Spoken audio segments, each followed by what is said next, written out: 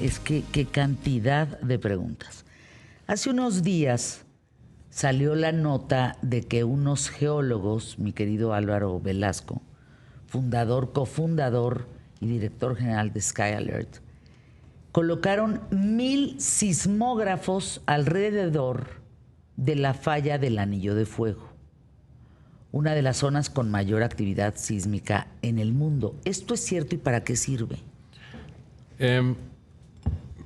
Primero, el Anillo de Fuego es un apodo.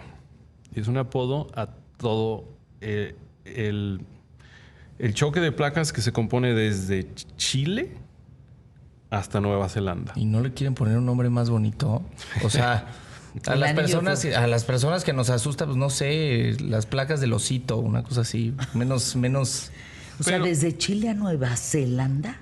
Todo pasando obviamente por México, Estados Unidos, Canadá, Rusia, Japón, todo eso es Anillo de Fuego. ¿Por qué? Es donde más actividad actualmente sísmica ocurre porque las placas interactúan entre sí. Es así. Y por eso es que realmente los continentes están dibujados así, por ese choque de placas. Punto.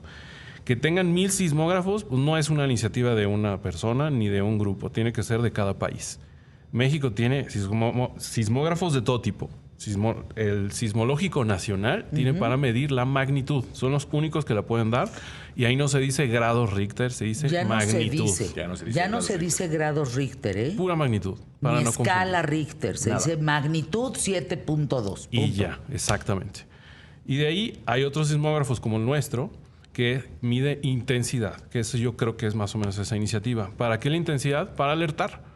Las intensidades son muchas. En el origen suelen ser mucho más fuertes, severo, fuerte, y conforme se aleja entre 100, 200, 500, hasta 1000 o 1200 kilómetros puede abarcar un sismo, se va debilitando la intensidad. Y por eso tienes más tiempo y es más débil el sismo. Es así como funciona. Pregunta que me parece bien interesante. Es que están de veras a todo lo que da la gente. Público más inteligente de la radio y la televisión. ¿Cómo han ayudado los sistemas de alerta como el tuyo, Álvaro, a reducir los riesgos durante un terremoto? Esa pregunta se la voy a pasar a Santiago. ¿Cómo te ha ayudado la alerta a ti con la evolución que has vivido desde un caso traumático? ¿Cómo te ayuda la alerta con ese tiempo que te da? Que vivo tranquilo de que me van a avisar previo al sismo. O sea, que no va a haber ese grito de ¡ya, Santiago! Va a haber un aviso previo a la situación de que causa miedo, de Santiago, mira, tienes 60, 15, 20 segundos, no importa los segundos que sean, el punto es que no es en el momento del sismo. Y eso me da una ventanita, se podría decir, para yo entrar en conciencia de lo que estoy a punto de vivir y decir, a ver, Santiago, respira hondo, contrólate, va a pasar esto en cierto tiempo, tienes tiempo de hacer cualquier cosa que necesites, salirte, agarrar y ponerte en un lugar. Tomar una decisión. O sea, ese ya no va a haber el grito de Santiago, en este momento parte y ve, ¿sabes? Eso es lo que a mí me ayuda. Creo que es el mejor caso práctico. Sí, sin duda. Para eso ayuda. Esto me parece interesante. A ver, sabemos dónde, todos sabemos, los que estamos en ¿Qué tal, Fernanda? ¿Sabemos dónde está la falla de San Andrés? Yo he pasado por la falla.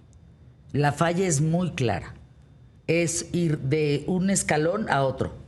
O sea, de estar arriba a bajar. Se nota la falla. Pero a ver, ¿sigue latente el peligro de la falla? ¿Dónde está la falla de San Andrés? Ya. ¿Qué sabes de todo esto, Álvaro? Qué buena pregunta, porque hay mucha confusión sobre eso.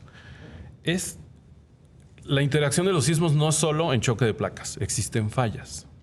Algunas tienen que ver con el choque de placas, algunas no. Ejemplo, la Ciudad de México con sus microsismos tiene fallas locales, unas ya bautizadas como Mixcoac, ¿no?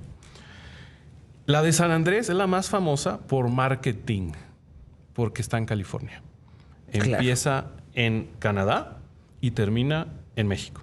En la parte de Mexicali, Ensenada, todo eso, vive la falla de San Andrés. Al centro del país, al occidente, al sur, la falla de San Andrés no nos afecta en lo absoluto. Tenemos nuestras propias fallas y nuestras propias brechas. En México, de occidente, desde Jalisco hasta Chiapas, lo que más nos tiene que preocupar son las brechas. ¿Y qué significa esto? Son lugares que han presentado terremotos en alguna época de la historia y que llevan muchos años sin moverse. Y ahorita preocupan dos. La de Jalisco, que produjo el sismo más grande del siglo XX con 8.2, y la de Guerrero, que va desde Ixtapa hasta Acapulco, no se ha movido desde hace prácticamente un siglo. Perdón, ¿qué es una falla? O sea, ¿es un desnivel? ¿Es una grieta que hay en la tierra? Lo podemos ejemplificar como grieta apagada la mayor parte del tiempo, pero que al momento que algo más la activa, ya sea movimiento de agua, movimiento de magma o movimiento sísmico, entonces produce roce. Y ese roce produce sismos a veces muy pequeños. Y ¿cómo se produce un sismo grande en una falla? Inicia en un punto, pero rompe como si fuera un hilo de media, a norte o a sur, o a oriente o poniente, rompe todo eso y toda esa es la duración de un sismo. No es solo un punto epicentral, que es un círculo perfecto. Así se ejemplifican por las ondas. Pero realmente lo podemos ver como si fuera pues una herida larga en un brazo que se sigue abriendo hasta que llega hasta del que otro para. lado. El más grande de la historia que hemos documentado como humanos fue en Chile, 1960, y fue de 9.5, que duró 10 minutos. La falla de 1000 kilómetros. ¿Constante el 10? O sea, el 9.5 constante. Qué buena pregunta. No. Los sismos se miden a su punto máximo, pero no todo el sismo se vive a 9.5. A la misma intensidad. Es muy buena esa pregunta y aclaración, porque las ondas sísmicas se miden en estos aparatos especializados que todo el mundo conocemos, que va como pintando un rollo grandote, ahora es digital. Como un electrocardiograma, Tal si cual. lo pueden poner en palabras sencillas. Ahora ya son digitales, pero se mide de punto más bajo a punto más alto. Ahí se mide la magnitud para tener algo con qué medirlo, tal cual, ¿no? Pero varía todo el tiempo del sismo y en este caso duró 10 minutos por 1000 kilómetros y produjo un tsunami que llegó obviamente hasta Asia también. Es por eso que supongo que ya no se habla de sismos oscilatorios y trepidatorios, porque también depende... mira lo que estaba yo escribiendo, trepida. Que va en ese sentido. Y otra cosa nada más para dejarlo aquí.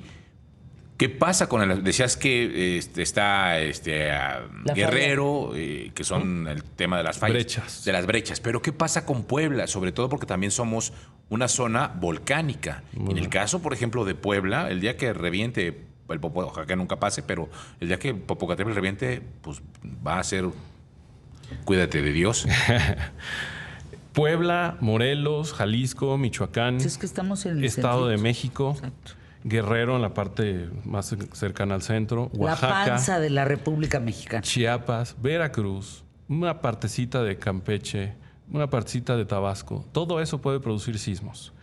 ¿Qué tan grande, qué tan chico? Depende de la interacción. La enorme mayoría, los más fuertes son en el Pacífico y los que nos sorprenden en Puebla, Veracruz, Morelos, tiene que ver con otra interacción también de fallas, pero de nuestras placas que están más profundas. Ejemplo, los sismos de Oaxaca, Chiapas, los límites de esos estados suelen ser sismos muy profundos. ¿A qué le llamamos profundo? A más de 100 kilómetros. En este caso puede ser de 200 hasta 300 kilómetros. Pero el planeta puede producir sismos de hasta 1000 kilómetros de profundidad. Y esos sismos son bien interesantes. O sea, imagínense el cañón del Sumidero, ¿sí? Para abajo. Sí. Eso mide 1000 kilómetros. Si lo queremos ver en línea recta, de Ciudad de México a Laredo. A Laredo, si lo quieres ver en línea. Es así, es lejísimos, ¿no? Entonces dice, sismo en Lima, Perú, de 8.0 de magnitud. Todo el mundo dice, va a haber daños. Pero fue de 1000 kilómetros de profundidad. En Lima ni lo sintieron. Porque también las ondas sísmicas se van desplazando desde las profundidades y emergen en otra zona. En ese sismo que les menciono de Perú, Chile. se sintió en Toronto, Canadá. Se movieron los edificios allá. Porque la energía se va disipando por literalmente el centro de la Tierra y va saliendo por otros lugares que no son el origen. A diferencia de un microsismo que lo tenemos a 1 kilómetro y lo sentimos bestialmente por 5 segundos. ¿De qué depende?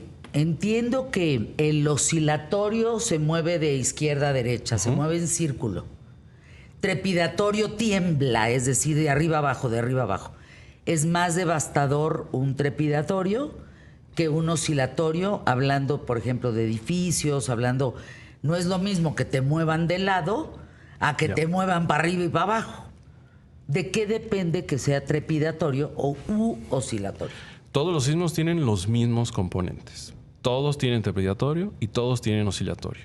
En México hemos tenido mucho esa cultura de lo oscilatorio versus trepidatorio. ¿Por qué? Por el efecto Ciudad de México. Es único en el planeta. Esta ciudad está sentada en un lago y ese lago produce que los sismos se exponencian, ¿no? Pero si viene un sismo lejano, las ondas sísmicas avientan una piedrita en un lago y las ondas que tú ves en ese lago son primero muy cortitas y después se van expandiendo y se van separando una de la otra. Depende del tamaño de la piedra. Pero siempre pasa el mismo efecto. Simplemente son más grandes o más chicas las ondas. En este caso, una piedra grandota, un sismo mayor. Así. Pero a la hora que se van separando, lo vas sintiendo más oscilatorio, que es lo que pasa con Ciudad de México. Uno, porque está más lejos de la costa, y dos, por el efecto específicamente de esta ciudad. En el 2017 lo sentimos trepidatorio porque estuvimos mucho más cerca del epicentro. Deja mirar anuncios que... ¿Ven cómo ¿Y estamos? por qué a veces empieza oscilatorio y después es trepidatorio? Muy buena pregunta, regresando de comerciales. Oye, de la abuela, Santiago. Tú, muy bien. Oscilatorio, decía Santiago. ¿Empieza en Oscilatorio. ¿En oscilatorio o en trepidatorio? Oye, Mi pregunta fue por qué empieza oscilatorio y termina trepidatorio si justamente es como una gota o como una piedrita que tiras al agua. Esa es la primera parte. Eso es para ejemplificar las ondas sísmicas. Pero recordemos que se tratan de fallas o de interacción de dos placas. Y esto es que se rompe, que se va rompiendo. Conforme el atorón de esa falla se va literalmente rompiendo, es conforme tenemos estas ondas sísmicas. Y por eso, en el momento máximo, es cuando sentimos las ondas más trepidatorias si estamos cerca del epicentro. Si estamos lejos, digamos, a más de 300 kilómetros, prácticamente lo vamos a sentir todo oscilatorio. Y un dato más. Prácticamente todos los sismos de California, de la falla de San Andrés y otras fallas que tienen en California, se sienten trepidatorios porque en casi todos los casos están a menos de 100 kilómetros del epicentro. Y no son tan profundos. Son de 10 kilómetros, entre 10 y 15.